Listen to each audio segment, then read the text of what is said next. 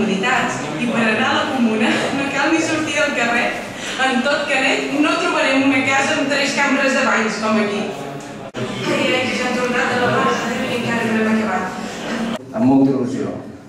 Amb tanta il·lusió com ara fa 20 anys es va inaugurar la Casa Museu Domènec de Muntaner, que en aquell moment era... Moltes gràcies i benvinguts. La Casa Museu necessitava una reforma integral i això és el que s'ha fet aquests darrers mesos per passar de ser una instal·lació del segle XIX a ser una instal·lació del segle XXI.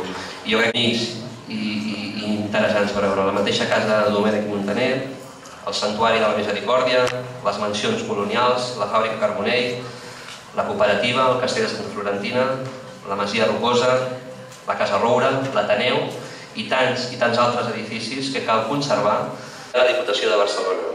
Agrair especialment a la família Domènec Muntaner per fer-nos costats permanentment i fer-nos les seves aportacions. Un testimoni de la nostra cultura, com és la col·lecció de la Casa Museu Lluís Domènec i Muntaner de Canet de Mar. Es fa respectant allò que han fet bé els nostres antecessors. El més dur de la batalla d'Anglaterra són temps de sang, suor i llàgrimes.